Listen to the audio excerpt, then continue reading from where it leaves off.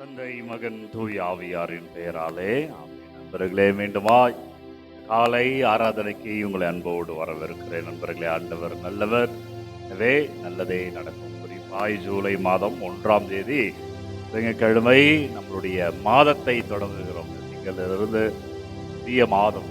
ஆண்டவருக்கு நன்றி செலுத்தி, பெற்ற கிருபைகளுக்கு நன்றி, ஆசீர்வாதத்துக்கு நன்றி என்று முழுமையாய் ஒப்பு கொடுப்போம். எனவே நம் குறிக்கோளிலே நாம் எதை அடையணும் என்பதிலே மிக தெளிவாக இருக்க வேண்டும்.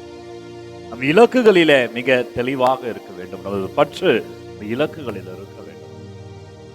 அந்த பாதை மாறுகிற பொழுது தடுமாறலாம், ஆனால் தடம் மாறக்கூடாது. தடுமாற்றம்லாம் வரும் தான், வாழ்க்கையில தடுமாற்றம் வரும், சில நேரத்தில் சில இடர்கள் எல்லாம் வரும் தான். ஆனால் தடம் மாறிவிடக்கூடாது. தடம் மாறிவிட்டால் அன்பர்களே இலக்கும் மாறும். எதை நோக்கி பயணிக்கிறாயோ அதிலே உன் பற்று வைத்துக் கொள்ள வேண்டும் என்பதுதான் இன்றைக்கு இறைவன் இது. இன்றைக்கு மத்தேயு நற்செய்தி 8வது அதிகாரம் 12லிருந்து 22 வரை உள்ள இறை வார்த்தையிலே தெரியவான உறவுகளை நம் இலக்குகளிலே பற்று வைக்க வேண்டும். அதை நோக்கி நம் பயணமானது இருக்க வேண்டும். உதாரணத்திற்கு ஒரு செடி வைக்கிறோம், அந்த செடி ஒரு கொடி போல வளரும் என்று வைத்து, ஒரு கொடி வைக்கிற பொழுது அது நடுவில் ஒரு குச்சியையும் வைப்பார்கள். ஏனென்றால் அந்த குச்சியை வைத்து அந்த செடியை வைப்பார்கள். அது அந்த செடியை தாங்கிக் கொள்ளும், அது மேலே வளர்வதற்கு அது உதவியாகும். மாறாக நம்ம வைக்கிற அந்த குச்சியே அந்த கொடி மீது விழுந்து விடுகிறது, அந்த செடியை இறந்து விடுகிறது, அதை வளர விடாமல் செய்கிறது என்றால் இந்த குச்சிக்கு என்ன பயன்? அவ்வளவுதான் பல வேலைகளில நமது வாழ்க்கை.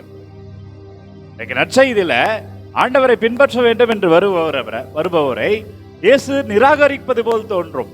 நாம் பின்பற்றி வர, ஆனா என்னுடைய அப்பாவை அடக்கம் செய்து இயேசு சொல்வார், நீ முதலில் என்னை பின்பற்று, இறந்தோர் பார்த்து கொள்ளட்டும் என்று ஆண்டவர்.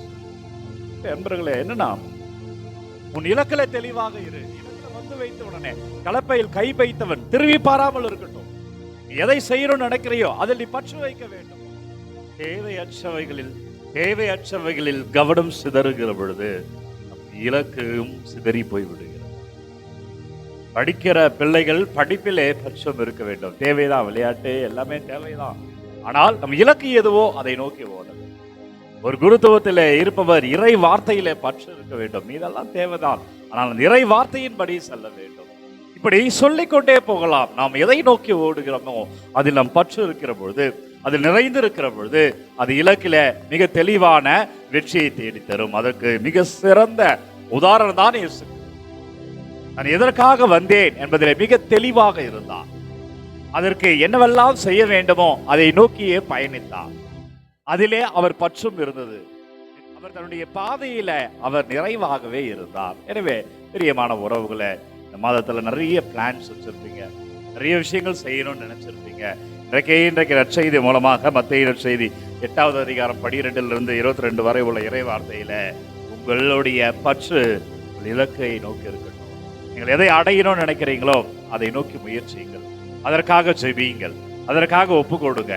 அதற்கு தேவையான திராணி வேணும் என்று ஆண்டவரிடம் கேளுங்கள். உங்கள் இலக்குகள் ஆசீர்வாதமாய் மாறும். எனவே குறிப்பாய் படிக்கிற பிள்ளைகளே, 10ஆம் வகுப்பு 12ஆம் வகுப்பு படிக்கிற பிள்ளைகள், கல்லூரியில படிக்கிற பிள்ளைகள், மருத்துவத்திற்கு தயாரிக்கிற பிள்ளைகள், நல்ல வேலை வாய்ப்பிற்காக தேர்வுகளை எழுதுகிற பிள்ளைகளை ஆண்டவர் மீது நம்பிக்கை வைத்து அதிலே நீங்கள் எதை அடையணும்னு நினைக்கிறீங்களோ அதிலே உங்களை பற்றை வைத்து நீங்கள் முயற்சி செய்யுங்கள். நண்பர்களே, நமக்கு ஆண்டவர் உங்களுக்கு வெற்றியை தருவார். இந்த மாதம் முழுவதும் நீங்கள் ஆசீர்வாதத்தை பார்ப்பீர்கள், வல்லமையை பார்ப்பீர்கள்.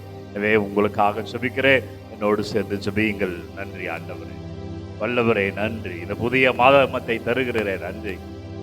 ஜூலை மாதம் முழுவதும் அப்பாமது வல்லமையிலே நாங்கள் நற்கருணை ஆண்டவரே, இதை பார்க்கிற ஒவ்வொரு பிள்ளைகளையும், ஜெபிக்கிற ஒவ்வொரு பிள்ளைகளும் தொடப்படுவார்களாக. அப்பாமது ஆவின் வல்லமையினால் பிள்ளைகள் வழிநடத்தபடியாக ஆண்டவரே, உமது கிருபையிலே பிள்ளைகள் இந்த மாதம் முழுவதும் இருக்கும்படியாக எந்தெந்த குறிக்கோள்களை, எந்த இலக்குகளை எல்லாம் வைத்து ஆண்டவரே நாங்கள் பயணிக்கிறோமோ, அப்பா நீங்க எங்களோடு வாங்க. அந்த இலக்குகளே நாங்கள் சரியாக இருக்கும்படியாய், அதை நோக்கி பயணிக்கும்படியாய் ஆண்டவரே எங்களை ஆசீர்வதிங்க. ஆண்டவரே எங்களை வழி நடத்துங்க. வல்லமையான இறைவன் இந்த மாதம் முழுவதும் மோடு இருப்பார். ஆண்டவர் நம்மை ஆசீர்வதிப்பார். உங்கள் பிள்ளைகள் சாட்சியமாய் இருப்பார்கள். உங்கள் தொழில் ஆசீர்வாதமாய் இருக்கும். நீங்கள் எதையெல்லாம் நினைத்து கொண்டு இதோ இந்த ஆராதனை பார்த்து கொண்டு இருக்கிறீர்களோ, ஜெபித்து கொண்டு இருக்கிறீர்களோ, உங்கள் வேண்டுதல்களை எல்லாம் இதோ இந்த நற்கருணை ஆண்டவர் நிறைவாய் ஆசீர்வதித்து காத்து வழி நடத்துவாராக. ஜெபிப்போமாக. இறைவா, இந்த வியப்புக்குரிய திருவரு சாதனத்திலே உம்முடைய திருப்பாடும் நினைவை எங்களுக்கு விட்டு சென்றேன். திருவுடல் திரு ரத்தம் ஆகியவற்றை மறைபொருளை வணங்கும் நாங்கள் மீட்பின் பலனை இடைவிடாமல் அனுபவிக்க அருள் புரியும் என்றென்று வாழ்ந்து ஆட்சி செய்கின்ற உம்மை மன்றாடுகின்றோம். ஆமென்.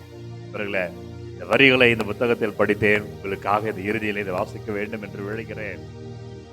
தேவையற்றவையிலிருந்து ஆசை வருகிறது, ஆசையிலிருந்து கோபம் வருகிறது, கோபத்திலிருந்து குழப்பம் வருகிறது, குழப்பத்திலிருந்து மறதி வருகிறது, மறதியிலிருந்து முட்டாள்தனம் வருகிறது, அந்த முட்டாள்தனத்திலிருந்து அழிவு வருகிறது. எனவே நாம் எதை நோக்கி ஓட வேண்டும், எதிலே நாம் பற்று இருக்கணும், எதற்காக நாம் ஜெபிக்கணும் என்பதிலே தெளிவாக இருப்போம்.